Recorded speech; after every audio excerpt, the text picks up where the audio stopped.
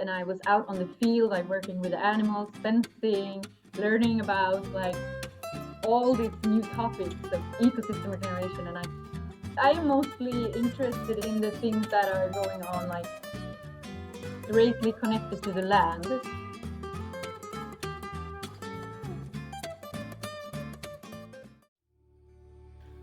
I was quite lost, and I felt a lot of loneliness and sadness about the general state of the world. I was really searching for something meaningful, something different.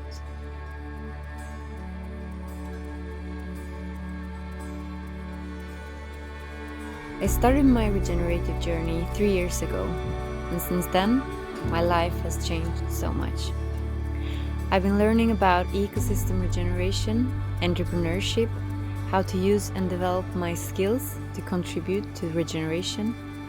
I've explored and experimented with different enterprises, and I even started my own business. Of course, there has been a lot of hardships and challenges along the way, but the amount of meaning, purpose, and adventure this path is providing makes it all worth it. Hello and welcome to the Permaculture Vine podcast. My name is Cormac Harkin, and today we have, how do you say it, Anna Fundin? Yes, Anna Fundin. Fundin. Nice to meet you, Anna. Nice to meet you. Do you just want to give yourself a quick introduction, please? Just a short one, and then we'll... Just an introduction, yeah. So my name is Anna, and I'm currently in Sweden, and yeah, quite new into this regenerative entrepreneurship. So I just kind of started my entrepreneurial journey, and so we are working on a project here in Sweden that is very exciting, that I'm going to talk more about, I guess, in the program. And yeah, generally, I'm just interested in to learn everything about inner development and this age of regeneration, and how we can create better solution for from now and for the future. So that's a short. Yeah. So you said you're quite new to the regeneration entrepreneurship. What were you doing before that? So before, if we take it quite long back, I come from a background of working in social work, so taking care of people, and also in tourism. But it has always been a lot about service for me.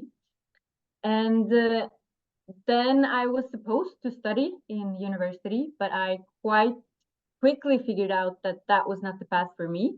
Like I really struggled with the whole, like to sit and read a lot and writing, I struggle with it, and also living in the city I struggle with. So I kind of had to leave that. This was in the middle of my 20s, and then what I see it as my kind of real journey, or how it feels, because then my spiritual journey started, and it was a big search for myself, like who am I, why am I here, how can I contribute to this life, like how can I do something meaningful in this world, because everything where I came from looked so gray, and so like I could not find a proper job, because nothing interested me in what was offered at that time. So I went on a long journey, and it was a lot of like learning about meditation and yoga and myself and creativity, and there also I got a bit introduced to permaculture, but I was just curious about it. But somehow I could not get in. I applied for some programs and this, but I didn't get in, and I didn't have the money to get a course back then. And so I was never really into it. I just knew that it was something, because the more I went inside and learned about myself, the more I also realized that I wanted to take care of this earth and the humans and the plants and everything around me. So that was so to take it to my late 30s, I'm 34 right now. So like when I was 31-ish, I was looking for some kind of community, because it was at the time of the corona pandemic, so I could not travel anymore. So I kind of felt forced to be in Sweden. And then I was searching for some kind of community, and I was looking for actually a kind of a permaculture community, and a place where they were interested in this whole inner development and things. And what I found, so I wrote out on Facebook that I'm looking for such, and then a regenerative agriculture community answered me and took me in. And that was the first time I was introduced to regenerative agriculture and holistic management with livestock. And I really fell in love with that, like working with the animals and regenerating the ecosystems, and just the way that that community talked about things. And that's where I met my partner that I live with today. And that's when I also felt like I started the regenerative entrepreneurship journey, because that's when I started to learn about entrepreneurship. And yeah, I think it was the first time I was introduced to the word regeneration. Before I had not heard it. So yeah. So yes, that's Right. So let's start back at that. So you did start with it's a different angle for permaculture because you started within yourself, and that's how you discovered. Was that how you discovered permaculture? yes. Yeah, Yes. a lot of people find it through gardening. Yeah. Yeah, Yeah, no, I started with, it was a search for the self, and then permaculture came into that for some, yeah, in some way. yeah. Do you want to tell us more about that? Or Uh, I don't know. No, not for now, or yeah. I think. I don't know. There was So nothing coming up particularly, but yeah. yeah. So let's start about, so you put an ad out on Facebook and you joined you were brought into this community. Do you want to tell us about that and how you went from, I take it, no gardening, no farming background, straight on the regenerative agriculture? Yeah, so I had a little bit of, because I was did some farm work in Australia. So that's where I learned like how horrible the industry is. So I learned the ugly side of it through that kind of farming. And I was at some places where they had a little bit of permaculture going on as well. So, but not a lot of not a lot of experience in that. Um, but yes, so then I came to, because we live in a part of Sweden where it's also the season of growing vegetables is very short. I mean, it's possible, and where I live, it's very short and it's very cold, so it's just hard for us to grow, fruit trees or this or that. But anyway, I came to that community, and I just remember like meeting the animals, like walking into the room and being with the animals. It was sheep that they had. I just sensed like a peace in myself that was, because also then at that stage I was almost about to take the path of studying to become a kind of a nurse, like a nurse assistant.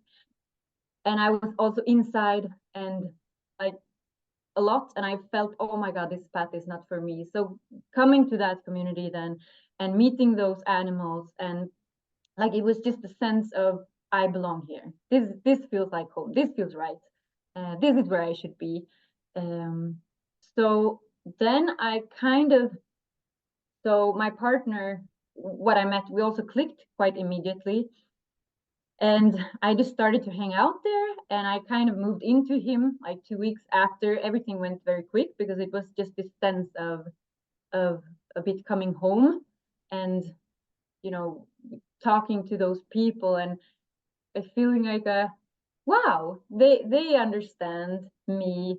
And just, yeah, just it was a good start. So I spend, actually then I just stopped the studies I was gonna go into, and I kind of moved into that farm, and I was just sorting out and leaving the things I was no longer interested in, and I started to learn about this, and I was out on the field, like working with the animals, fencing, learning about like all these new topics of ecosystem regeneration. And there was so much new learning coming into my system. I was also kind of like vegan vegetarian when I was stepping into this, so it was also a whole new like it's been very existential journey of like what kind of right I have to eat animals and dairy, and like can I do that? So it's been a big journey in that as well. But for somehow when I was out with these animals and like felt the impact that they have on the land and like learning as well, somehow I took also the decision because it's what is close to me in the where I live. It's what we can produce of this land in the context that we are in. So I also started to eat meat, like not crazy. I still like love to eat vegetarian, but I also I have maybe a bit bigger respect for also eating meat now. Yeah, I think that's you've done it the right way. So you've seen how animals can be mistreated, and then now when you're living in regenerative, you see how they're important to the land, how they do regenerate the land. Yeah, It's nice to share that viewpoint. That's no, you're eating meat that's been respected. yeah, exactly. And it's still a thing that's sometimes going on inside of me, but I love them so much, and I really love to work with them on the land, and it feels like such an important job. So I could not not do it. And then it's all about these things, like because I have been thinking like, yeah, but can I work with them on the land and but not having to uh, kill them basically and let them live. But then it's all about this kind of financial, like how do I feed them in the winter because it's so expensive with the with buying the hay and everything. So it's a challenge that I'm facing, and I'm yeah, I'm working with it every day. And so far I have not been in the position where I have to be the one that choose. I have just worked with other people's animals, and I have borrowed animals, rented animals, and like herded them in the land. So I have only done the land work, which feels, so I have not yet been in the position of having to make that decision of you may live and you may not. So I don't know how I will handle that in the future, but it's a journey to be discovered. Yeah, at least you're doing it consciously. I think Yeah, yeah, most people are going through life unconsciously and just loving. So yeah, that is a good thing. What's your favorite thing that you learned on the farm, or is that what they call it, a farm or community? yeah. I think it was not last summer, it was 2 summers ago. So my partner made kind of a, what do you call it, collaboration, maybe you could say, with a goat farmer that lives here where I live right now. So he took those kids that, because normally the goat farmers kind of the this is a bit of a sad and sensitive story, but this is also the hard truth. And so they remove the kids from day one from their mothers so that they can milk the goats. Yeah. And when I say remove, like they slaughtered them. And uh, so what my partner did was that he, instead of slaughtering those goat kids, he took them, or how to say, lend them, one can say, and took them in for a summer to regenerate the land with them and also let them grow a bit so that they also could become a bit of food instead of just going to waste, like they can also be food and also do this like regeneration of the land, which I have also seen. We have another enterprise called Regenhive that monitoring the land vitality of the land from 1 year, and after the grazing we see like how much more carbon is stored, how much more biodiversity, water cycle, all these kind of things. So just from one summer with these goats that we did grazing, herding in the forest, like the I just seen a short, like more information is coming, but it made a big impact. So back to the favorites, it's was really being out. We stayed in a kind of a chalet, it's called in Sweden. So off-grid cabin, like was out with the animals like 6 hours of the day, kind of like just herding and walking with them in the forest, coming back home, you know, making a fire, build them a paddock for them to rest, staying close to the animals, really, you know, tuning into this feeling this super closeness to the land and the animals, and how I can really have a positive contribution.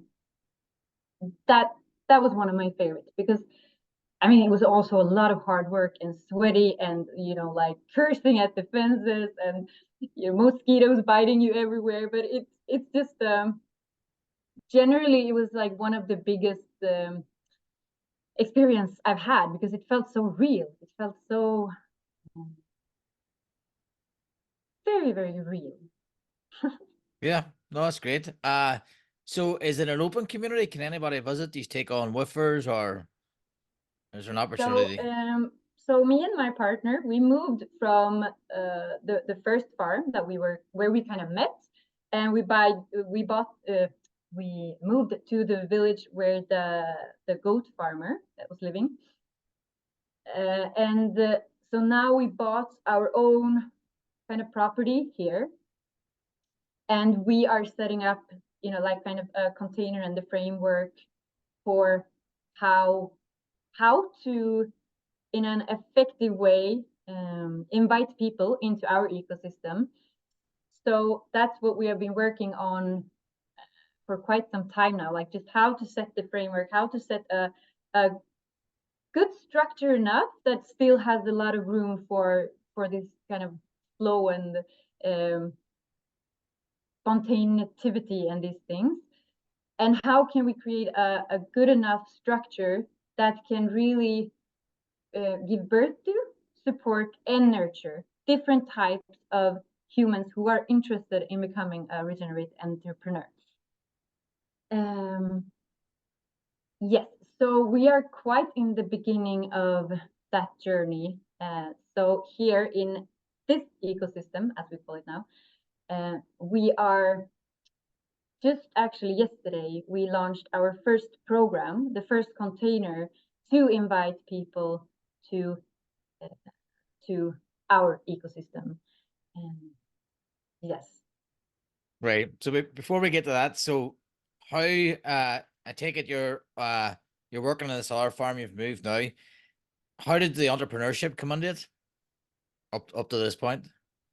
What did you say? How the entrepreneur happened? So yeah, so how I take it when you are working the farm, you are where does the entrepreneurial learning come in? No, you are offered a course now. How did you start to earn living from different methods?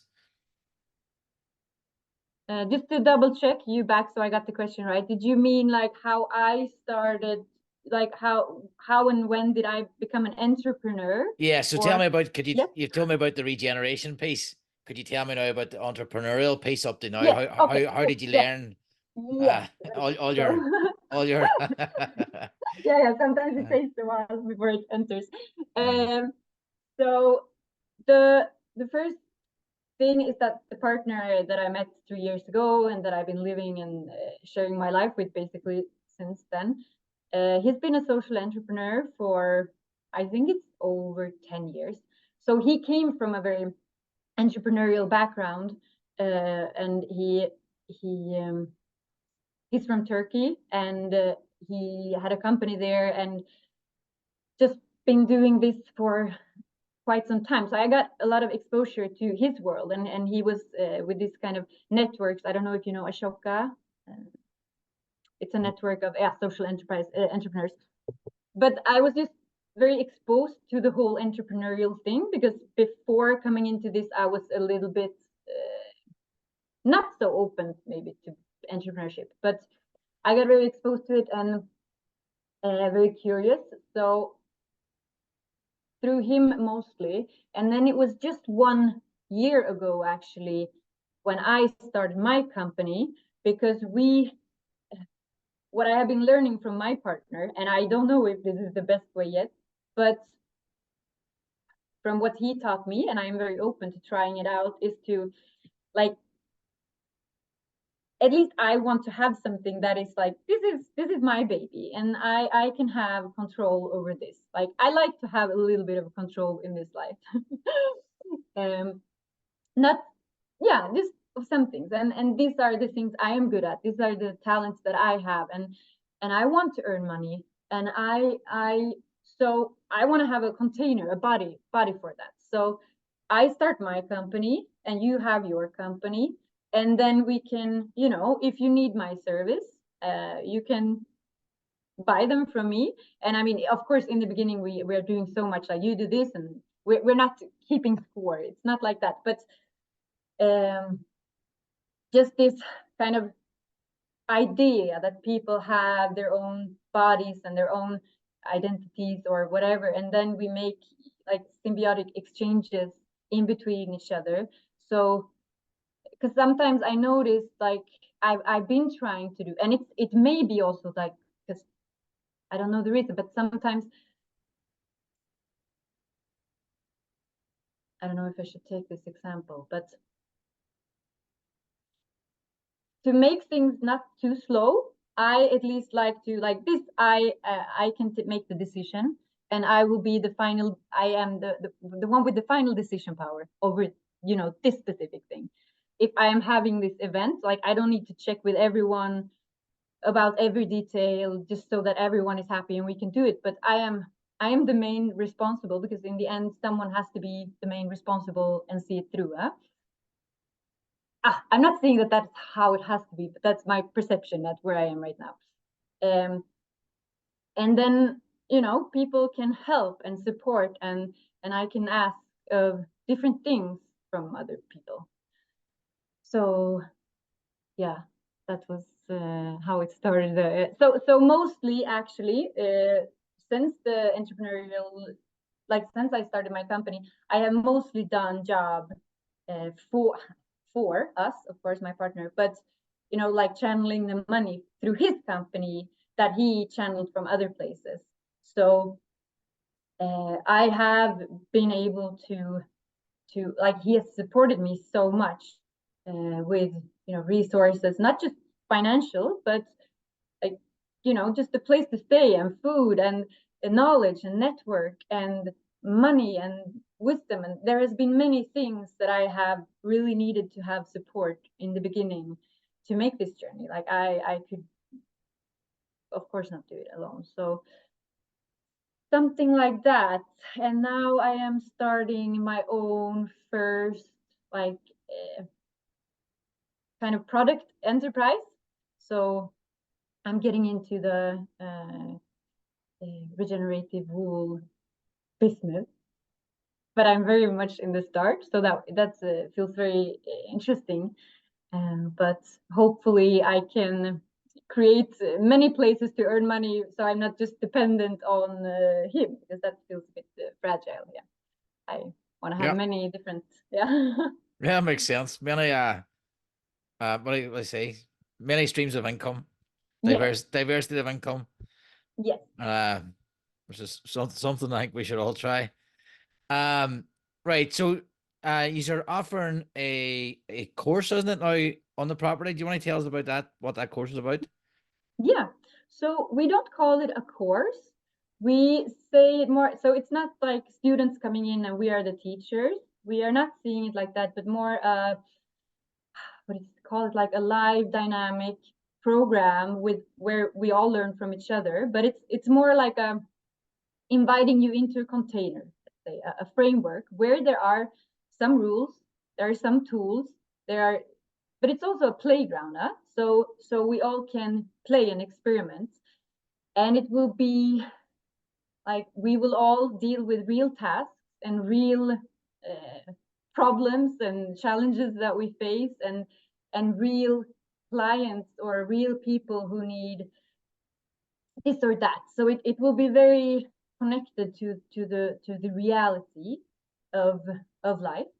And it's the 3-month online program. It's a global program, so it is open for anyone in the whole world. to make it more interesting. And so that is kind of just the initiating phase to welcome people in. And that then from then on, we have the second phase, which is the follow-up phase, which we call live. So then we will invite like the people coming in and like this and want to commit to this and feel like, wow, this is an ecosystem where I benefit and where I find value. Then they're also welcome to step into the second phase, live, where we invite them to our community incubator village, so which is the property that we bought here in Sweden. And that's also in the very beginning of this journey. So it is a quite highly degraded land, and there are degraded buildings, and we are trying to create a good collaboration with the local farmers, like of how to integrate these animals and like how we can basically do regenerative dairy, and also of course, you know, like growing vegetables and restoring buildings, and in the long run we also want to build housing rights for people, so that it become quite a, you know, people can live here permanently, people can come here for 2 weeks, people can come here for 6 months, like people can go into this program, or people can come here to teach this, or people can come to experiment. Like I want to have a land to experiment and implement this project, like can I do it here? So people can come with different what they want to do. So we just make agreements with different people and different so that's the vision. And then so in that second phase we invite them here to learn what's going on, and that we don't know now because it's summer in quite some months. So based on what's happening then, they will come and just have a real experience and try to come up with solutions to the problems that we are facing. And if they want to, you know, like start a garden or try a chicken coop or whatever, they can also start experimenting with their own ideas, just to kind of yeah, get a creative and safe space to try things out. Great stuff. So what's the called? It's Regenhive company. Regenhive, yeah. Yeah. So Regenhive or Regenhive, yeah. And the program it's open is called ROPE, the Regenerative Entrepreneurship Onboarding Program. Yes. So a 3-month quest-based learning to start your journey into regeneration of ecosystems, economies, and communities. Yeah. So if I was to do that now, what would I expect? So I sign up, I enroll day one. Do you want to just talk me through what that experience would be like for me? Yeah. So my background is I'm a permaculture designer. So I design people's properties. And then what would your program offer someone like me? Yeah, that's a very good question, because that's something it's mainly my partner who is the main responsible and like framing this program, and I will be kind of assisting and also a part of it. So this, I think step number 1 is a lot about stepping into the unknown, which I think is a big part of entrepreneurship. So it's not a set like this and this and this is what you're gonna learn, because like life is changing all the time, and based also on what people come in, like what resources do we have now, what kind of talents do we have, what are people interested in, what do people want to do, what are people contributing to the table, like who are the yeah. So based on that, the content will kind of reveal itself in a way. But what I think is that at least you can say that you will become a part of a group of people. So it is kind of a group of people who are interested in regeneration and who want to become, maybe some already are entrepreneurs and they just want to take it deeper and you know, meet a new network or whatever. And it's just I should add there, it's free. Is that right? It is free, yes. Yeah, so it's So free 8 hours a week. that Yeah. yeah, and I love that because one of the reasons is through my journey, I've always had such a struggle with like being able to afford buying a course or a program or whatever. And when I finally did, like I had to work so long before I could do it. And so we know also like if you're this is our this program is not just for younger, but I would assume I'm not sure, but that many younger people are looking for a path. They want to do something meaningful, and they haven't saved up. They don't have a big budget. They don't have a career maybe yet, so they can buy. So they are people who don't have a lot of resources, and they are the people we want to invest in and want to support and nurture. And the way we are hoping for a return is that they will one day establish, a good company, that we have good, we may have shares in the company, or we may just exchange things, and their company may benefit our company. So it's a investment in ecology and, like, many different returns, not just, so we see it as an investment in people. Yeah, so you're building this community, and you hope through that community that Yeah, enterprises will exactly. grow, and you Yes, have the land, the community, and then you can invite people on. So if I was there and I wanted to try a certain enterprise that you could provide the land, I would try it on your place. That sounds exactly. great. So it's And also just one little thing, like it's all based on, I mean, not anyone can come and try whatever they want. So it's also a bit of based on agreements, like yeah. so it's there are some guidelines and some structure, and Yeah, so it has to but tie but in. not I think what does he say? It has to tie in with your overall vision. yeah, exactly, yeah. If That was- someone wants to come and try something, I mean, that is maybe not aligned with the regenerative, let's say, vision. Yeah, but I see it, you hear it. Great. And what's the commitment? How many hours a week? I think it was 8, huh? So I think it is 3 hours online, and then approximate 5 hours of self-committed. And I mean, there is no like exactly this is how much, but just to set a kind of 8 hours a week to commit to getting into this tasks or quests. Sounds much more fun than tasks. Yeah, no, that sounds great. My problem is getting the 3 or 4 hours a week. Yeah, Getting in yeah, there. yeah, yeah. But that was certainly Some people have much more time than others. So, yeah. yeah. So I actually would take it, only I'm chock-a-blocked.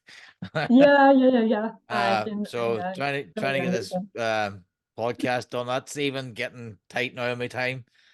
Yeah, I can Uh, realize, and it's a lot of work, and there's so much to be done, and yeah, there are so many people needed in this field. I think that so that we can help each other out, and yeah, yeah, so that's what we're here for, is basically talk about careers, business, education, so that and like so your program basically, it's something I would say would be useful to someone who's just starting out in permaculture or got their PDC and wants to look into more what they could do. I think it's a good thing to get together in that community and throw ideas about and have that network peer support, because it's one of the things that when I started it as a designer was definitely I started at Food Forest Abundance, and it was nice having that big team of designers there, and you sort of fall into a group of 2 or 3. It's nice having that peer support there. So yeah, for I sure. still turn to them, throw ideas about, which is really good. And just for if I'm currently working for Food Forest Abundance, so if anybody wants a free 30-minute strategy session on their property, the link's in the description. Just thought I'd get that in there. Great. So we provide a free 30-minute strategy session on basically just your property, looking at what you want to do. If you want to get a food forest design, or you just want to know what can you do, what the possibilities are with your property. So that's a service we provide, free 30-minute consult. So what's your own plans for yourself? Have you any plans for any more courses, or is there anything that you've identified within yourself? You go, I want to learn more about that. Oh my God, there are so many things. There are so many things. Where to start? I And I know that's the same as me. I keep seeing these courses come up, like Verge have just announced a passive greenhouse course. Like, oh, that looks great. And then I seen another course yeah, and it's like, oh, the soil course, that looks great. yeah. I uh, mean, I am mostly interested in the things that are going on, like directly connected to the land. So I'm looking forward to inviting people here and doing the the land work and how to say. So one thing I am very excited about is this process of like taking down trees, because where we are at, in some places, like the trees are so tightly grown that nothing else can grow. It's just a monoculture of tightly grown trees. So like we want to open up some space to make place for other species to thrive and live.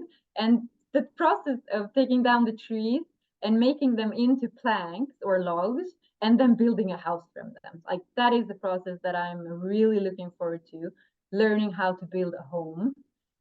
Wow, that will be so amazing. Like learning how to build what do you call them, chicken coops, yeah, that you can move around, getting my first chickens, or the community's first chicken, also, or however it will be. Like me personally is also quite excited about learning how to make a garden, because that's not my strong side. And what kind of vegetables can you grow in these very harsh and cold climates? Um, and of I course, also, yeah, I take it you've heard of Richard Perkins. yes, yes, Yeah, I so have heard of I it. have Yeah, his book. It's very good for Sweden. yeah, right, Very yeah. detailed. Uh, For sure. That's uh, he got some experience, yeah. Even if he's living in a quite I think he's living in a warmer zone, so it's even colder here. oh But wow. of course some things you can still, yeah, exactly. So that, and just also like how to build relationships with landowners and to be able to not buy their land but tap into, and like, hey, can we do this kind of regenerative project here, and like building these relationships. And so those things I am excited to invite people to come and also to learn, and also this like relational things, and like how we can be, because I have been quite a loner wolf. But I'm learning more and more, and how to be safe around and with people, how to be safe in my own body, and how to be authentic, because there has been quite a lot of like layers I feel like I had to peel off to just be okay with show my true self. So also a lot about this, like how can we create a space where we feel safe with each other, like how can we communicate in ways that are not harming our relationship, but they are also making us trust each other more, and all these things. So kind of circles. I went a women's circle program where it was a lot about this sharing our insights and creating safe spaces, and so that is also things I'm looking forward to share with the people coming here. This all sounds exciting. Uh, Anna, is there anything else you'd like to add now before we go? Our last pitch. No, I think not. I'm just very happy to be in here. This is the first time I've been invited to speak in a podcast, so I see it as like a milestone, and it really made my day. Like I've been living on this energy. It was really really nice. I'm really grateful that you invited me, and yeah, it's good work that you're doing, and Thank you. Thanks for very, sharing. Definitely worthwhile sharing. Uh, Anna, thanks very much. And so we have a course at the minute running as well. PDCD Professional. So if you go to pdcd2pro.com, links in the description. basically teaching digital design. So if you're used to sketching your designs and you want to digitize them, we just take a course how to do Affinity, and then we talk things about like some technology stacks. So it's digital design and technology basically. So if anybody's interested, the link's in the description. Anna, thank you very much. It's been a pleasure to chat to you, and we'll leave all your links as well in the description. If anybody's interested, check out the website and go meet Anna. Thank you so much. And maybe it's my time to take that PDC soon. I saw it was quite a good price as well. So maybe it's time soon. Yeah, we do the PDC Pro, but there is other PDCs out there. We're not quite there yet with PDC. So probably Oh, I thought I saw. yeah, no, we don't do a PDC. We do it's like a post, it's like after your PDC. Okay. So in the PDC they don't teach you digital design, they teach the theory. Okay. So it's based on the 72-hour Bill Mollison course. So I did Mhm. mine's online. I think Jeff Lawton's with Jeff Lawton. So you can do our online with Verge and this is basically them teaching you how to so you can sketch.